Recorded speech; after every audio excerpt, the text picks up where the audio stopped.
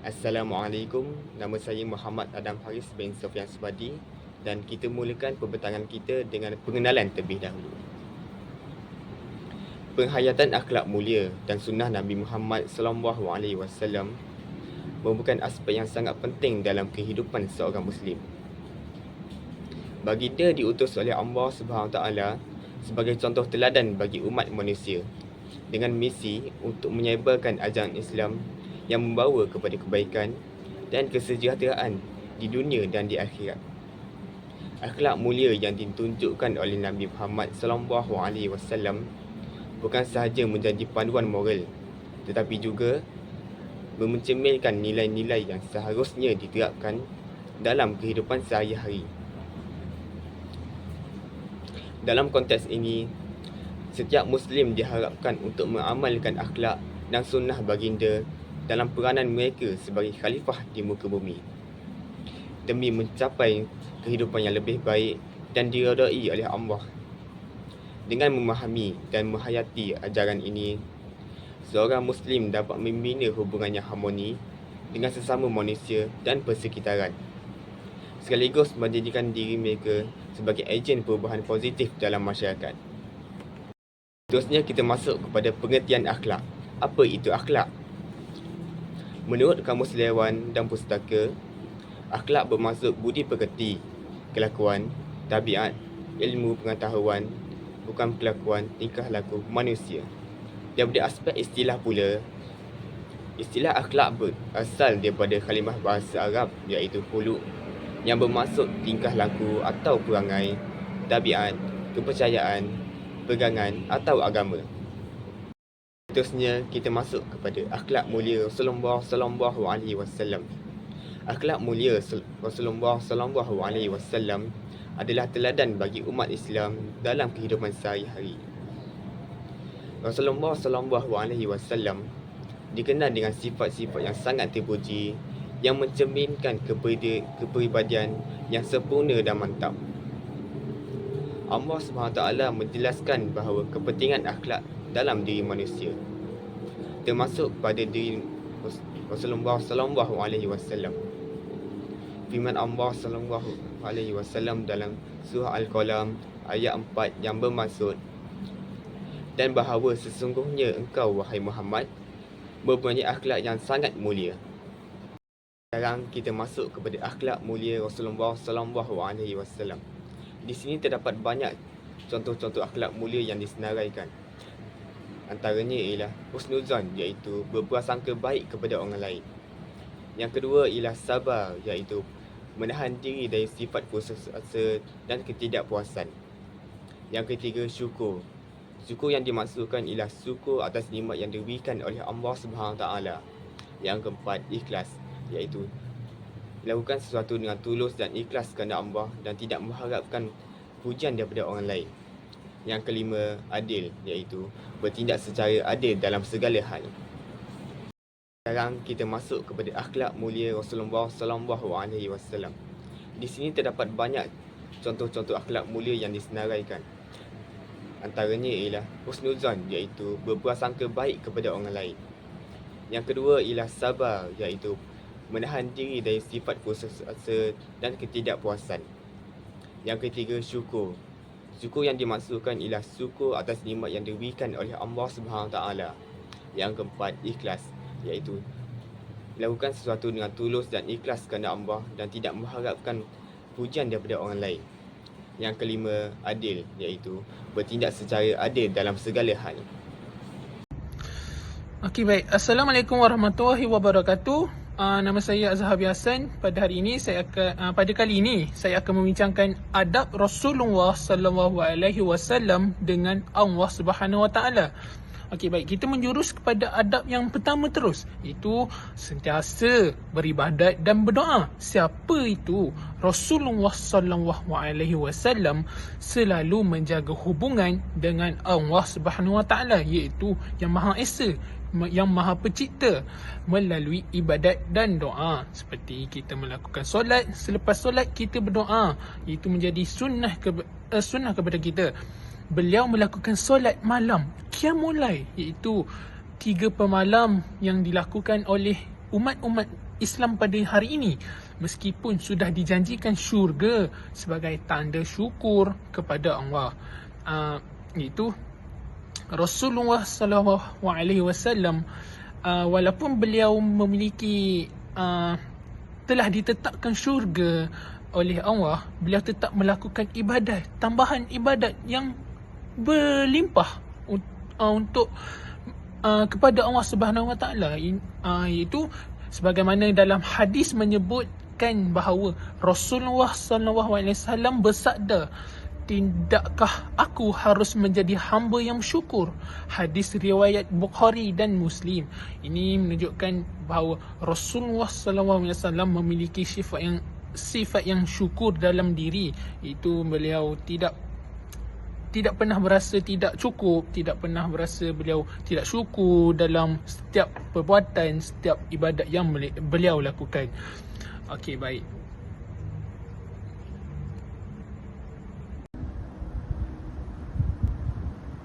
Allahu Akbar. Sami Allahu liman hamidah. Allahu Akbar. Allahu Akbar. Allahu Akbar.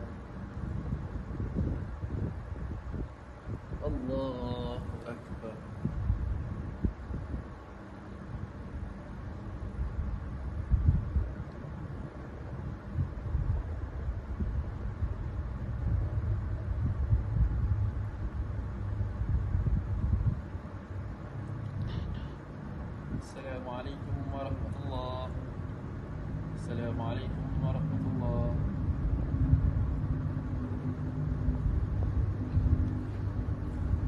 Astaghfirullahalazim, astaghfirullahalazim, astaghfirullahalazim. Bismillahirrahmanirrahim. Ya Allah, Kau ampunilah dosa kedua ibu bapaku, Kau selamatkanlah kedua ibu bapaku di dunia dan di akhirat. Ya Allah, Kau ampunilah dosa adik-beradikku, saudara maraku, serta umat muslim yang lain, ya Allah. Amin ya rabbal alamin. Okey, baik, kita menjurus kepada adab Rasulullah dengan Allah Subhanahu Wa Taala yang kedua, iaitu mengagungkan nama Allah sendiri. Setiap kali Rasulullah SAW menyebut nama Allah atau mendengar namanya yang Maha Esa, beliau mengucapkan pujian seperti Subhanallah, Maha Suci Allah, Masya Allah, Allahu Akbar, La ilaha illallah, menunjukkan rasa hormat dan takzim kepada yang Maha Esa, iaitu Allah Subhanahu Wa Taala. Rasulullah SAW sentiasa mengucapkan pujian kepada Allah. Dalam satu hadis diriwayatkan bahawa Aisyah radhiyallahu anhu pernah berkata, Rasulullah SAW sentiasa menyebut nama Allah dalam setiap keadaan. Hadis riwayat Muslim. Ini menunjukkan bahawa kita kenalah mengingati Allah di mana-mana jua kita berada, iaitu di mana dalam keadaan kita gembira, dalam keadaan kita sedih, dan kita melihat perkara pemandangan yang indah, itu boleh kita mengucapkan dengan kalimat Masya Allah. Kita dalam menimpa musibah, kita boleh mengucapkan dalam kalimat La ilaha illallah. Dan jika kita ingin merasa syukur, kita boleh menggunakan kalimat Alhamdulillah. Jadi kesimpulannya, kita perlulah menyebut nama Allah dan mengagungkan namanya di setiap tindakan ataupun situasi dalam kehidupan seharian. Subhanallah, subhanallah, subhanallah, subhanallah, subhanallah, subhanallah, subhanallah, subhanallah. Alhamdulillah, alhamdulillah, alhamdulillah, alhamdulillah, alhamdulillah. Alhamdulillah, alhamdulillah, alhamdulillah, alhamdulillah, alhamdulillah.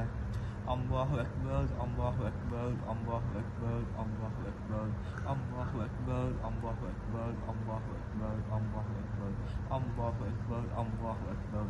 La ilaha illallah, la ilaha illallah, la ilaha illallah, la ilaha illallah, la ilaha illallah. La ilaha illallah, la ilaha illallah, la ilaha illallah, la ilaha illallah, la ilaha illallah.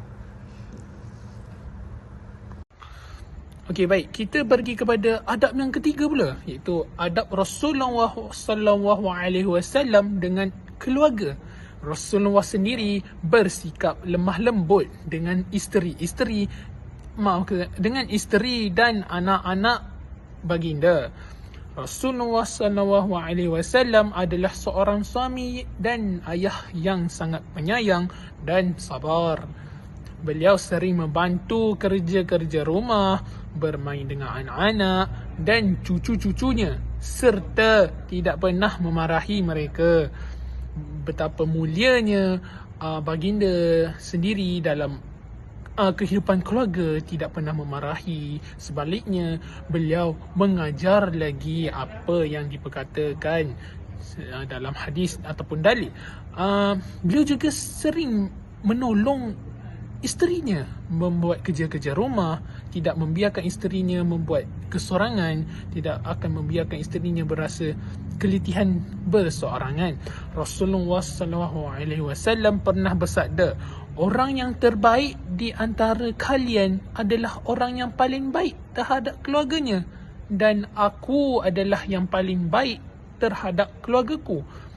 Hadis riwayat Tirmizi. Ini memberi kita pengajaran lah supaya kita bersikap baik dalam keluarga. Janganlah kita mengadakan berselisihan faham, bertelingkahan dalam keluarga kita. Kita kena eratkan lagi hubungan dalam keluarga. Janganlah kita membenci sama sendiri. Kita perlu merapatkan hubungan itu supaya kita diredai oleh Allah dan berjaya berjaya untuk mengamalkan adab Rasulullah SAW sendiri dalam sikap beliau. Okey, baik. Tiga.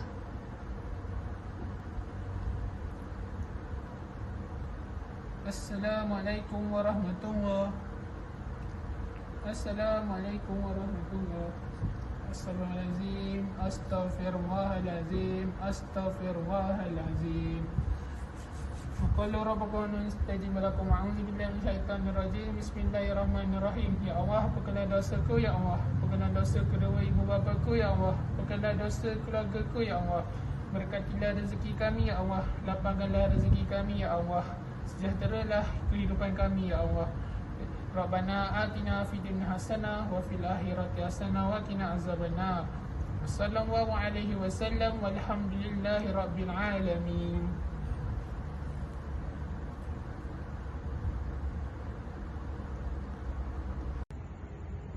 Okey, baik. Kita pergi kepada adab yang keempat pula, iaitu adab Rasulullah SAW dengan keluarga. Rasulullah SAW memberi pendidikan dan nasihat dengan kasih sayang, iaitu tidak memberi dengan tidak bermanfaat, iaitu sebaliknya memberikan dengan kasih sayang, iaitu dapat lagi menambah ilmu dengan seronok. Rasulullah SAW memberikan nasihat pada keluarganya dengan lembut dan penuh hikmah. Contohnya, ketika puterinya Fatimah datang meminta bantuan, Rasulullah mengajar zikir sebagai amalan yang menenangkan jiwa. Seperti mana kita dapat lihat pada masa ini, ibu bapa sangatlah sibuk dan mengabaikan anak-anak mereka sehingga lupa yang Rasulullah itu menekankan supaya ibu bapa perlulah memberi kasih sayang kepada anak-anak. Rasulullah menasihati puterinya Fatimah untuk berzikir sebelum tidur. Dalam riwayat beliau berkata, "Wahai Fatimah, hendaklah kamu membaca Subhanallah 33 kali, Alhamdulillah 33 kali dan Allahu Akbar 34 kali sebelum tidur."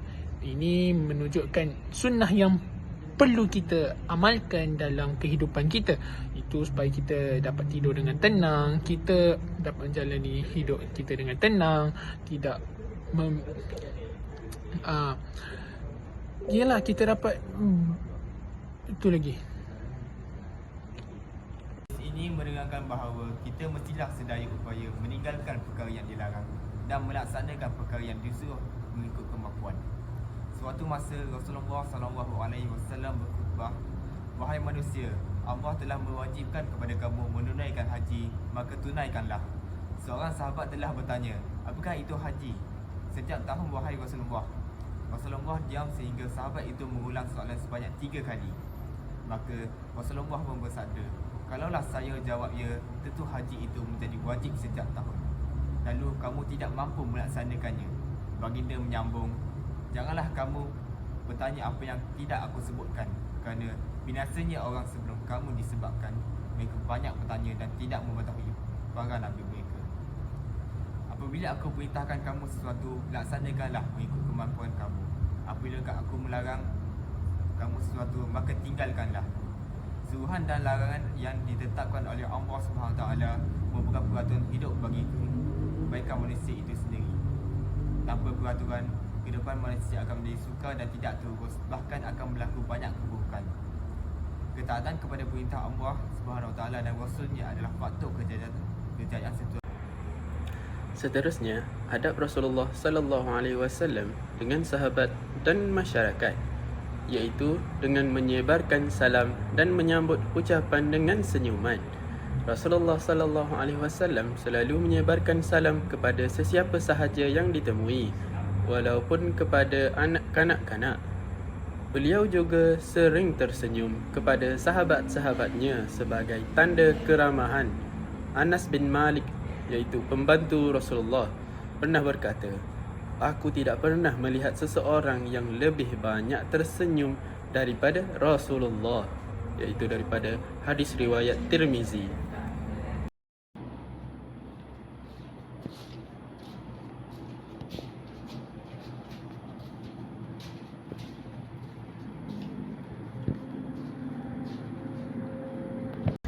Seterusnya, beralih kepada adab Rasulullah sallallahu alaihi wasallam dengan sahabat dan masyarakat, iaitu dengan perbuatan menjaga lidah dan tidak menghina orang lain. Rasulullah sallallahu alaihi wasallam tidak pernah berkata buruk atau mengata-ngata orang lain. Beliau mengajarkan umatnya agar menjaga lidah dan berkata yang baik sahaja atau lebih baik diam. Dalam hadis, Rasulullah sallallahu alaihi wasallam bersabda, "Barang siapa yang beriman kepada Allah dan hari akhir, hendaklah ia berkata yang baik atau diam."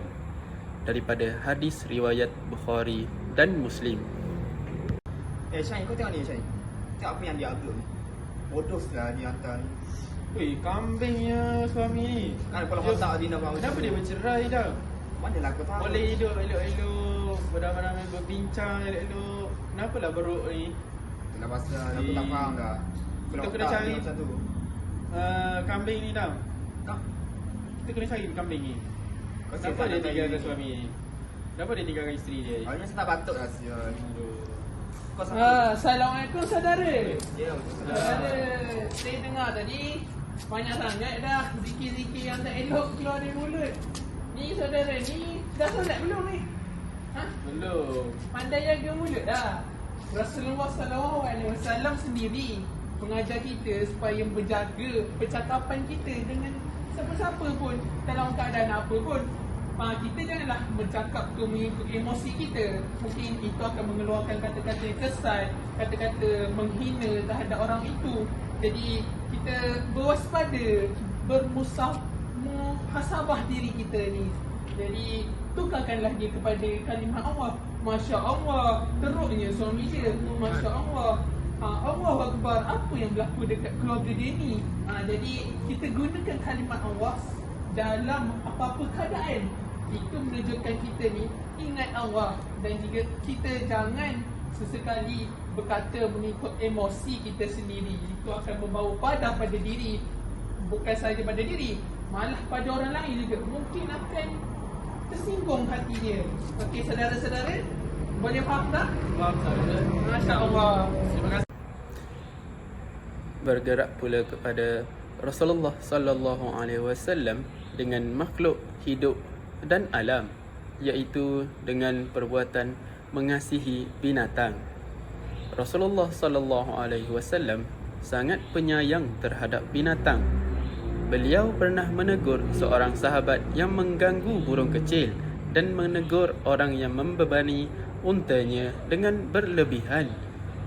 Rasulullah juga melarang penyiksaan binatang, sebagaimana hadis menyatakan, barang siapa menyeksa binatang hingga mati, ia akan diseksa pada hari kiamat.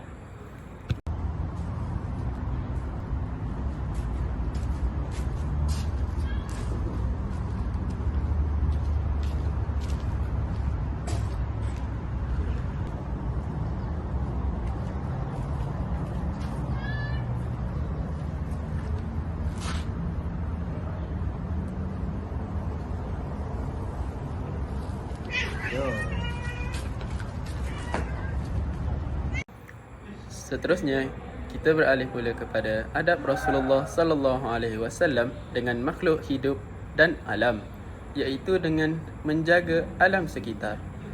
Rasulullah sallallahu alaihi wasallam sangat mementingkan penjagaan alam. Beliau menganjurkan penanaman pokok dan melarang pembaziran sumber air. Walaupun dalam keadaan berwuduk, dalam hadisnya beliau bersabda, jika kiamat hendak terjadi, sedang di tangan salah seorang di antara kamu ada biji benih kurma, maka tanamlah. Daripada hadis riwayat Ahmad.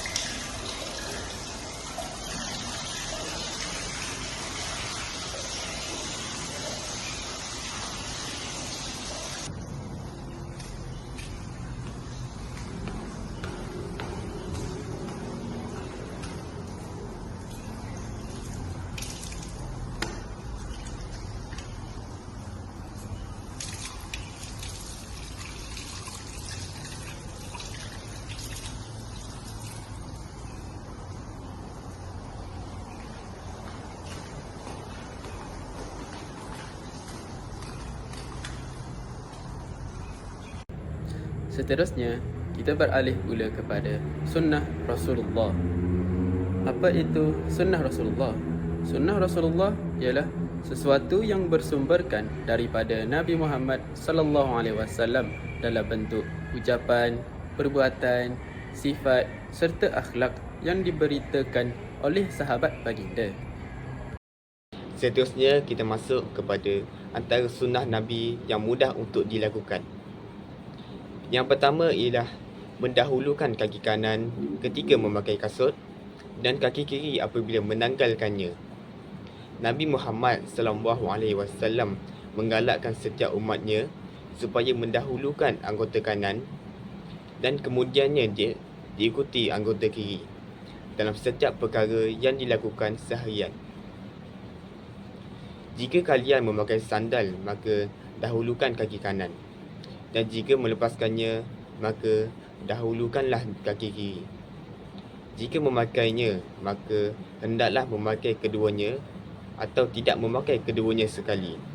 Hadis riwayat Al-Bukhari dan Muslim.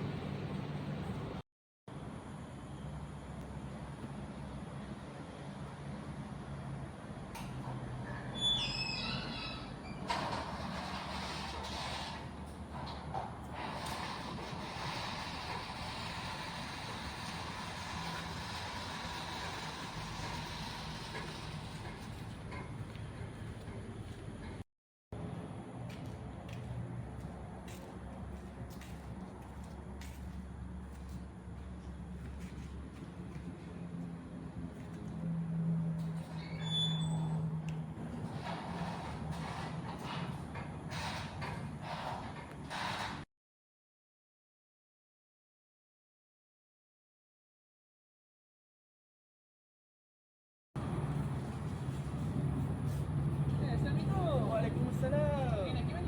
Saya nak pergi bilik tadi. Baru siap solat Isyak tadi. Berapa lagi?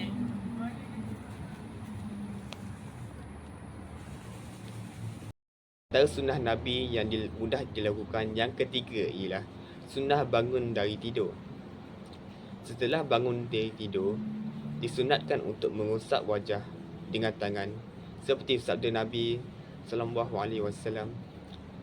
Rasulullah bangun dari tidur kemudian duduk sambil mengusap wajahnya dengan tangan. Hadis riwayat Muslim.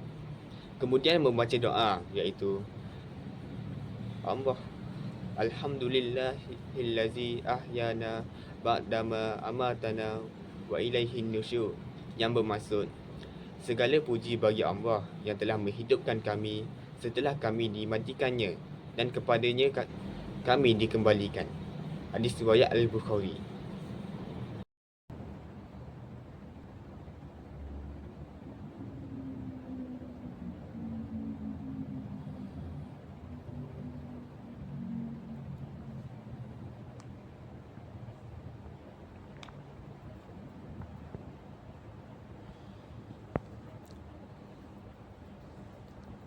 Bismillahirrahmanirrahim. Alhamdulillahillazi ahyana ba'dama amatana wa ilaihin nusyur. Segala puji bagi Allah yang menghidupkan kami setelah kami dimatikan dan kepadanya kami dikembalikan. Amin ya Allah.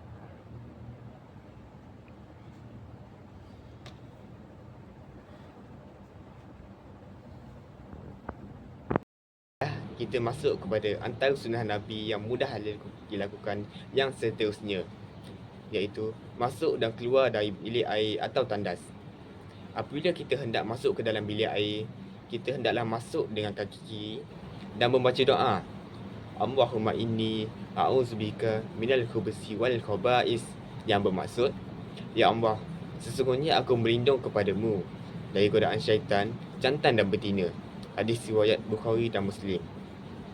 Dan apabila keluar pula, kita hendaklah keluar dengan kaki kanan sambil membaca doa yang berbunyi Allah Alhamdulillahillazi azhaba annil ahza wa afani, yang bermaksud segala puji bagi Allah yang menghilangkan apa yang menyakitkan aku dan menyihatkan aku.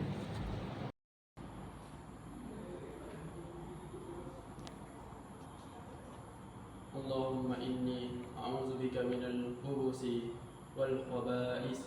Ya Allah, kau lindungilah aku daripada godaan syaitan, jin, lelaki, jantan dan betina. Amin.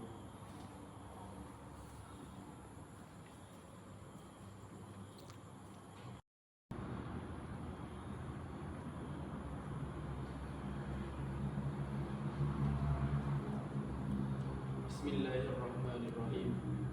Ghufranakal hamdulillahillazi azhaba anni al-'azaba ma'afani.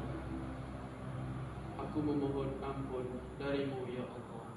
Segala puji bagimu ya Allah, yang telah menghilangkan penyakit daripadaku dan telah menyembuhkanku.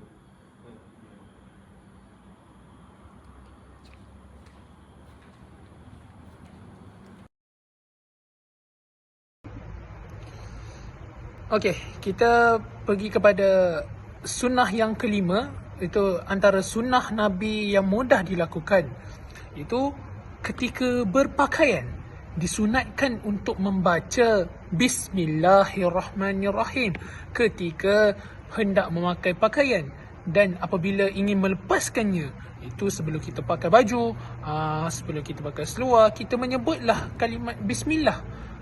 Dan juga hakikatnya membaca Bismillah ini disunatkan untuk setiap perbuatan, memulakan bahagian sebelah kanan ketika memakai pakaian dan sebelah kiri apabila ingin menanggalkannya.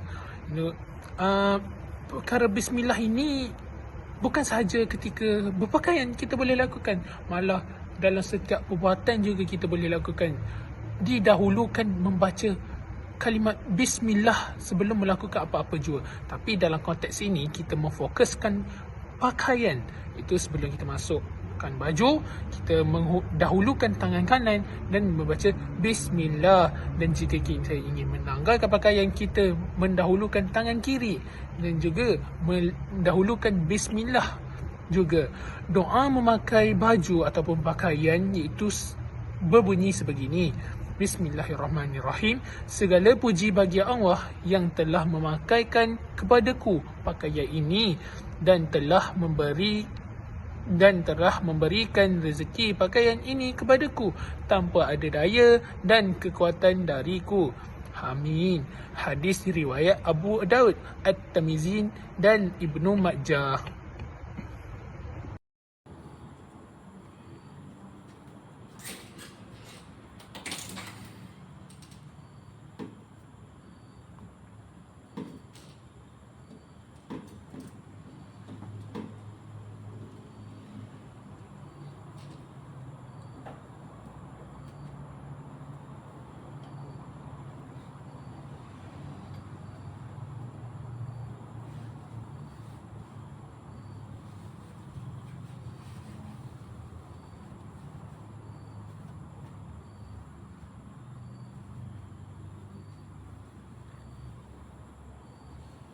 Bismillahirrahmanirrahim. Segala puji bagi Allah yang telah memakaikan kepadaku pakaian ini dan telah memberikan rezeki pakaian ini kepadaku tanpa ada daya dan kekuatan dariku. Amin ya rabbal alamin.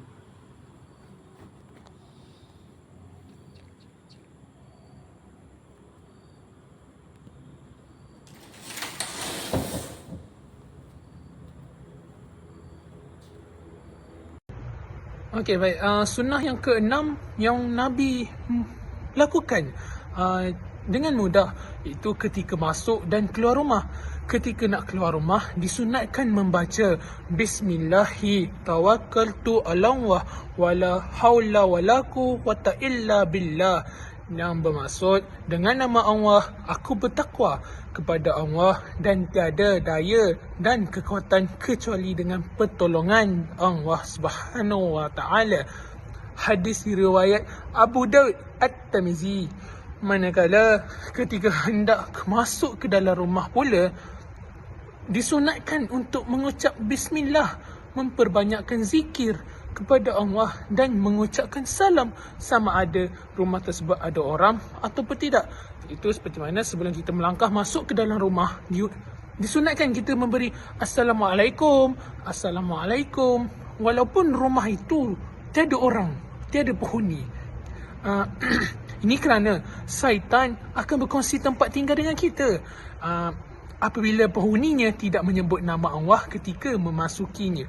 Itu jika kita tidak menyebut kalimah bismillah, mungkin syaitan akan ikut kita dan bersama-sama di dalam rumah itu. Oleh itu, kita kenalah melakukan sunnah Nabi yang mudah dan ringkas ini. Itu sebelum masuk rumah, perlulah kita memberi salam. Jika anda tinggal di college, kita sebelum masuk bilik, kita memberi salam kepada dalam bilik tersebut. Tidak sukar untuk memberi salam, iaitu dengan bismillah dan masuk mendahulukan kaki kanan.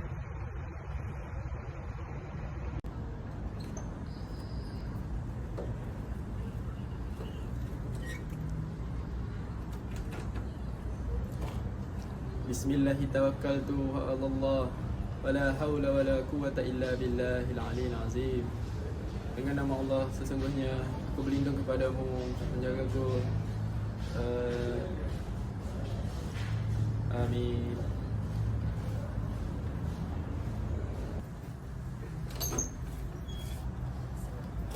Assalamualaikum.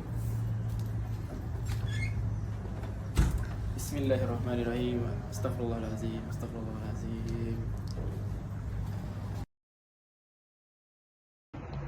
Okey, baik. Sunnah yang ketujuh yang mudah dilakukan, yang dilakukan oleh Nabi sendiri, itu Nabi Muhammad sallallahu alaihi wasallam, iaitu mengucap salam dan bersalaman. apabila bertemu dengan sesama Muslim, disunatkan untuk kita mengucapkan salam. Assalamualaikum ataupun Assalamualaikum warahmatullahi wabarakatuh. Tetapi secara ringkasnya, Assalamualaikum sudah mencukupi untuk memberi salam kepada orang lain seperti pensyarah, guru-guru, rakan-rakan kita, pekerja-pekerja, saudara mara yang berada di sekeliling kita. Assalamualaikum pensyarah, Assalamualaikum tuan, Assalamualaikum puan. Sama ada pada orang yang kita kenal ataupun tidak, kemudian bersalam-salamanlah dengan mereka.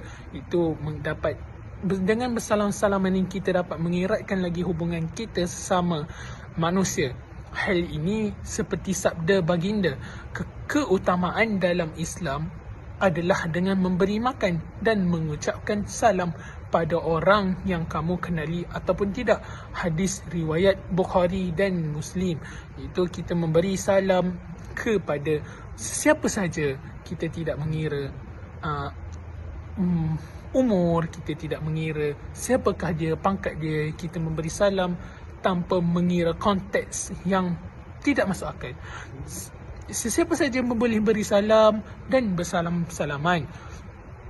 Pada masa ini, kita amat menggalakkan bertegur sapa supaya imej kita pun akan terjaga daripada perkara tersebut, iaitu seperti Assalamualaikum pakcik, pakcik sihat sebagai contoh.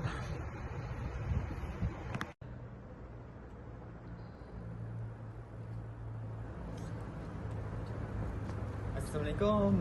Waalaikumsalam. Ya, awak nama apa? Nama saya Ahmad Syahin Ammar bin Muhammad Arif. Nama kamu? Saya Dan. Kau dari option? Saya daripada option bahasa Melayu. Oh, bahasa Melayu. Saya pun sama. Oh, Buat apa sekarang ni? saya baru siap solat maghrib tadi. Saya pun baru nak solat maghrib. Oh, terlewat. Terlambat. Tadi on the way daripada Johor. Oh. Sekarang baru nak sampai. Jadi awak dah siap solat kan? Tadi imam baca sedap ke? Baca sedap tadi? Best tak? Best. Nanti saya nak dengar awak baca best juga Awak dah tak boleh solat. Saya je solat. Saya nak dengar awak baca. Tak perlu. Sunnah yang ke-8 yang Rasulullah sendiri buat dengan mudah, iaitu berzikir. Kita boleh berzikir di mana-mana tempat yang kita berada, sama ada selepas solat ataupun tidak solat juga kita boleh zikir sambil jalan-jalan untuk pergi ke kelas. Subhanallah, subhanallah, astaghfirullah, astaghfirullah dan sebagainya. Amalan berzikir juga merupakan perkara kebiasaan yang dilakukan oleh baginda Nabi Muhammad sallallahu alaihi wasallam. Bahkan lidah Nabi tidak lekang memuji nama-nama Allah yang indah, tidak mengira waktu. Setiap masa Nabi Muhammad memuji nama Allah, mengangkat nama Allah itu sendiri. Selain menggunakan lisan atau lidah, kita juga boleh berzikir melalui hati, sama ada ketika berdiri, duduk dan baring. Tidak mengeluarkan secara lisan, tidak berbunyi. Kita hanya berzikir di dalam hati, seperti kita berasa resah, kita berasa sedih, kita berasa, maupun kita berasa gembira sekalipun, kita boleh berzikir supaya ini dapat menenangkan lagi hati kita yang sedia ada.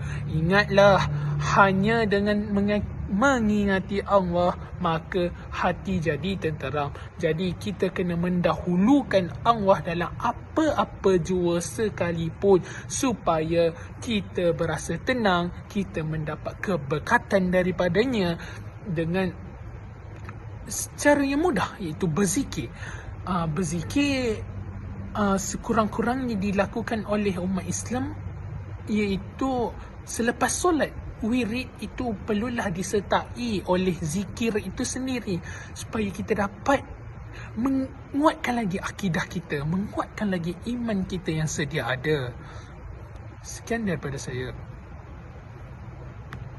Subhanallah, subhanallah, subhanallah, subhanallah, subhanallah, subhanallah, subhanallah, subhanallah. Alhamdulillah, alhamdulillah, alhamdulillah, alhamdulillah, alhamdulillah, alhamdulillah, alhamdulillah, alhamdulillah, alhamdulillah, alhamdulillah. Allahu Akbar, Allahu Akbar, Allahu Akbar, Allahu Akbar, Allahu Akbar, Allahu Akbar, Allahu Akbar, Allahu Akbar, Allahu Akbar, Allahu Akbar. La ilaha illallah, la ilaha illallah, la ilaha illallah, la ilaha illallah, la ilaha illallah, la ilaha illallah, la ilaha illallah, la ilaha illallah, la ilaha illallah, la ilaha illallah. Sunnah Nabi yang mudah dilakukan yang lain pula adalah dengan membaca Al-Quran. Dengan membaca Al-Quran, kita akan memperolehi ketenangan dan kedamaian jiwa. Malahan juga membaca Al-Quran dapat meningkatkan tahap kecintaan dan ketakwaan terhadap Allah. Nabi Muhammad sallallahu alaihi wasallam pernah bersabda, "Bacalah Al-Quran kerana sesungguhnya Al-Quran akan datang sebagai pemberi syafaat bagi sahabatnya, iaitu orang yang membacanya." Dalam hadis riwayat Muslim. Bismillahirrahmanirrahim. Alhamdulillahillazi anzala ala abdihil kitaba wa lam yaj'al lahu iwaja qayyiman liyunzira ba'san shadidan min ladunhu wa yubashshiral mu'minina allazina ya'maluna as-salihati anna lahum ajran hasana ماكثين فيه أبدا وينذر الذين قالوا اتخذ الله ولدا ما لهم به من علم ولا لآبائهم كبرت كلمة تخرج من أفواههم إن يقولون إلا كذبا فلعلك باخع نفسك على آثارهم إن لم يؤمنوا بهذا الحديث أسفا إنا جعلنا ما على الأرض زينة لها لنبلوهم أيهم أحسن عملا وإنا لجاعلون ما عليها صعيدا جرزا. Antara sunnah Nabi yang mudah dilakukan yang lain pula adalah iaitu mengerjakan solat berjemaah tepat pada waktunya. Solat berjemaah di masjid pada waktunya adalah salah satu sunnah yang sangat ditekankan oleh Rasulullah sallallahu alaihi wasallam. Solat berjemaah memiliki keutamaan besar dibandingkan dengan solat sendirian. Rasulullah sallallahu alaihi wasallam sendiri sangat menjaga waktu solat berjemaah dan beliau tidak pernah meninggalkan solat berjemaah kecuali dalam keadaan darurat. Solat berjemaah juga memupuk rasa persaudaraan dalam masyarakat Muslim kerana jemaah berkumpul dan beribadah bersama-sama. Nabi SAW pernah bersabda, "Kalau saja manusia tahu pahala panggilan solat dan saf awal, iaitu di hadapan, di belakang imam, kemudian mereka tidak boleh mendapatkannya selain harus dengan mengundi, pasti mereka akan mengundi." Dalam hadis riwayat Muslim.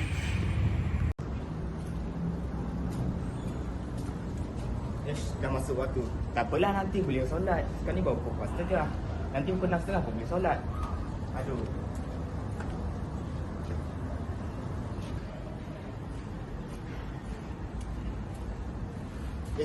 Dah asal ni. Baik aku solatkan masjid terus. Dapat 27 kali ganda pahala. Kena begini.